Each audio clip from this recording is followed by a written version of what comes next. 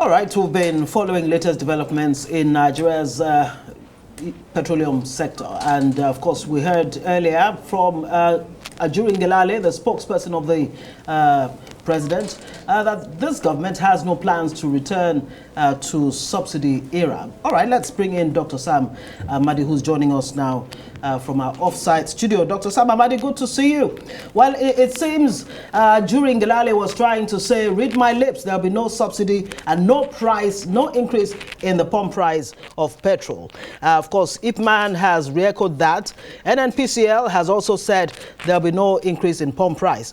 But really, the fundamental question is, when government says there'll be no increase in pump price, it does seem that government somewhat is trying to regulate prices. What's your thoughts on this statement coming from the government? Well, thank you very much. I think there are some kind of conflicts. If you listen to the GMD NNPC, when he came back from visiting the vice president a couple of days ago, he said that they are not responsible. Market forces will determine pricing. You look at the PIA, Section 32, Subsection E, gives the midstream, downstream regulatory authority the powers to actually regulate price of petrol, but according to market value. So essentially, when people talk about deregulation, this is actually still a regulated sector, but regulated in the manner that it's market driven, meaning that just like you would expect a regulator of electricity, the critical issue here is that investors, operators should have cost effectiveness. And so when Ngelale says that Nigeria has the most cost effective petroleum pricing, it would mean that Nigeria's tariff, the price we pay, is the one that aligns more to production cost. So what will happen is that if the costs oversee the import costs, the landing costs, transport costs, and all the ancillary costs that make up the final end user cost, which is the cost we pay at the filling station, if they change because of Forex or because of other headwinds in the global oil and gas market, they would translate literally to, because they are carry-on costs, they're going to translate to the price of fuel, but the cost. If government will not allow further increase, it means that government will find a way to take back some of those costs, because this is now commercial. Or NNPC, who is still the major supplier of this product, may take some loss. So it's either way. If you're going to leave it 100% to the demand and supply, to the real cost in the market, and therefore make your sector cost reflective and therefore attract investment, then it means that the only buffer are the buffers in the market, meaning if there's stability over time, and then we're reducing the inefficiency of transport costs, of other inefficiencies that are local, then we could, as people say, over time, take advantage of low cost.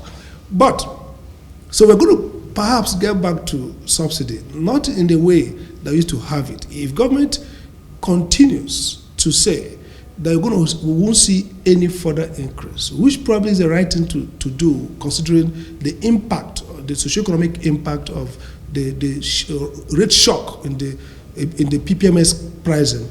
If they continue to hold that stand, then they're going to maybe go back to taking in some of these costs and providing some small subsidies, or essentially find a way to reduce the costs in terms of some of the costs that are within our control. So I think there's some inconsistency in the rhetoric and also some politicking here. It seems to me that either government, try to find a way to control, not pass on to the customers, those who buy the fuel products, pass all the costs to them. If they don't find a way to either reduce the costs, the inefficiency, or not pass on the cost, then we may likely see increases depending on how the global oil and gas market plays. Because we are still importing PMS, and the import costs plus all the other associated inefficiencies will build up to what we actually pay, except there's a change of policy. Dr. Amadi, well said. Just like Kenya returned to fuel subsidy after months of protest from citizens, you made an allusion to the president returning also in Nigeria to fuel subsidy regime, but not like it was. So how exactly do you mean? What do you foresee? Many people have argued that perhaps we would have had a phased subsidy removal, which means that, look, the whole issue that drove this response is fiscal crisis. You know, if you're going to spend 10 trillion or close to that, you know, in a year to pay for a product that 60% of users, if you like, could pay for. I mean, the rich people who can afford to pay, and then maybe the poor people maybe who can't afford to pay or even face the impact. You could find a way to drop that fiscal deficit to, let's say, 5 trillion, let's say 4 trillion. So what that means is, if government, instead of subsidizing to the amount they are doing, if they had, allowed the price, because by the way, the price can be regulated. That's what the midstream, downstream regulatory authority could do, to say, we recognize this is what the cost should be. But government provides a subsidy to reduce that impact. That's what government could do. And say, gradually, as improve the inefficiency in the system, maybe Dangote refinery comes on board, or maybe as the president has promised, the Port Harcourt refinery gets wrapped up in December, and then you will now have significant quantity, produced, refined locally, which evidently will reduce the final PMS cost. So what that means is that strategically, you are solving the fiscal crisis without exposing much of your citizens to the level of both inflationary pressure, which will further reduce productive capacity and might constrain GDP growth, which feeds back into generalized poverty. So by strategically reducing your fiscal exposure, at the same time not exposing the productive sector to the hike in energy tariff, the president would have solved the problem in 2 ways. Okay, you mitigate the rate impact, at the same time you reduce your physical exposure. So I think that we might come back to a more sensible calibration where some degree of subsidy exists over time, 6 months, 1 year, while you ramp up efficiency both in the downstream and upstream in terms of both of the import. You're importing less, you're having local production, as well as you're reducing the inefficiencies with transport and other things that build up, even the corruption in the administration of the subsidy itself and the importation itself. So these are things that could be done to reduce. The critical thing is to stop Nigeria from that high fiscal exposure of around 10 trillion deficit or payment for subsidy. That's too high. So you could drop it to 5, which means about 50% reduction of subsidy, and then the price will come maybe close to something like 200 naira, 300 naira for about 6 months, and then you don't. You see, economic development and impacts depend on calibration and timing and phasing. So if you drop all the ball, rate shock, it's bad for the economy and bad for human development and welfare of the citizens. Right. Very quickly, Dr. Sam Amadi, this argument on the part of government that Nigeria pays the lowest pump price of petrol in West Africa, how valid really is that argument, considering that Nigeria is an oil-producing country, that, should we really be at par with other West African countries? How sound is that argument? And what is the balancing act that the Nigerian government needs to, come up with to ensure that the people don't suffer from the impact of the subsidy removal? First, it's like the issue around statistics can lie. If you don't want to lie with statistics. Look, you have to ask further questions. Look at countries that are oil producing at our level.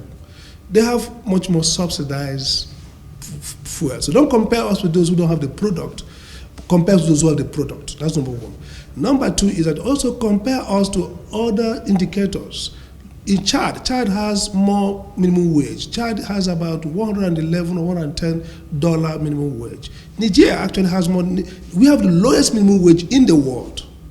We have probably, of course, the highest unemployment rate, although MBS is going to rebase or use a different methodology. But for now, we have the highest unemployment rate.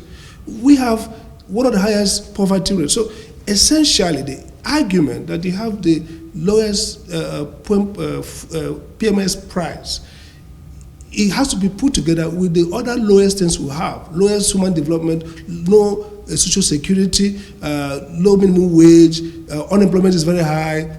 Basically, nothing that government does to reduce exposure to multidimensional poverty. Now, the bigger other question around what can be done, and that's why NLC and IPMAN are right in terms of, in the short to medium term, you do a transition to the CNG, which creates competition in the energy market. So people can go on fuel, or they can PMS, or they can go on CNG. Again, it reduces the volumetric impact in terms of how much people spend for mobility.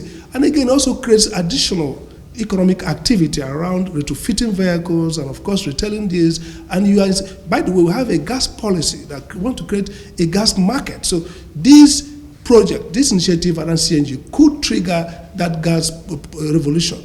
And ultimately, the government, for example, till today, we've not seen the palliatives. So if government has started with palliatives, with free or reduced subsidized transport, multiple of them on the road, helping workers, look at people in the rural area, their own impact is different. They're going to be impacted by food crisis in terms of access to no disposable income. So if they're going to spend more moving around, they have to look at whether they're going to give them free access to healthcare, to education. And this is where the state and the federal can work together. So you have to track the impact of this fuel crisis. Is differential across markets, across workers. Those in civil service can have rebate on taxes. So if a civil servant gets back in every month 10,000, 12,000 as rebate, it kind of mitigates the increase of the use of our disposable income to facilitate our mobility. So you target different constituencies and pack it differently and roll out interventions that address critically their own short to medium term before you roll out the industrial. What President Tinubu rolled out is an industrial policy that has no correlation to the tariff impact, to the removal of the tariff impact. It creates job, maybe. It boosts the economy, maybe, but it does not address the immediate impact of this rate shock arising from removal of subsidy. Dr. Amadi, well, it's important to also look at inflation rates with the figures coming from the National Bureau of Statistics. What's the impact of inflation on the purchasing power of the average Nigerian, looking at what has happened to fuel subsidy?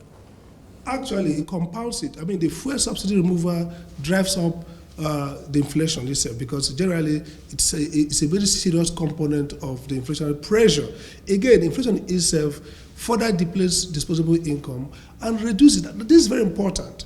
The reduction of the livelihood of the people, their productivity, as well as their purchasing power, is a double whammy. So they are going to face, of course, the inflation is fed by energy spike as well as other factors. But essentially, the citizen, the ordinary citizen, the poor person, the middle income earner is facing heavy headwinds with this headline inflation, with increase in food inflation.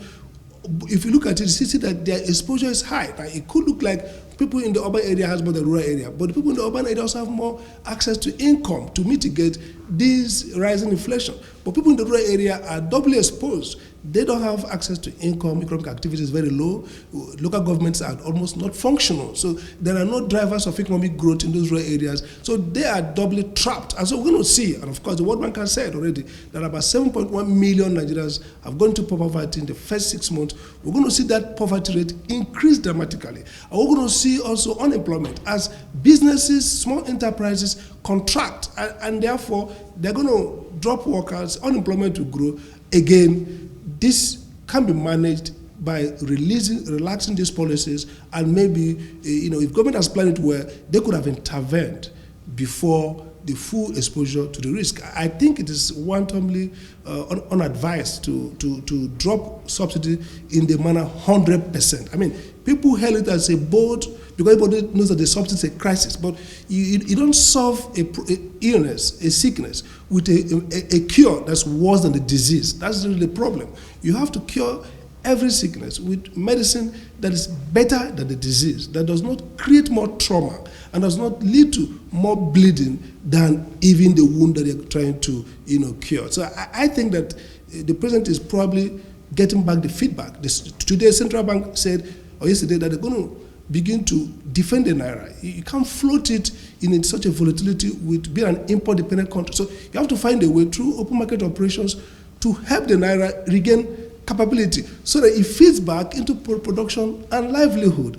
We are exposed. The volatility and the vulnerability is too high. I don't think that's smart and strategic economic policy making.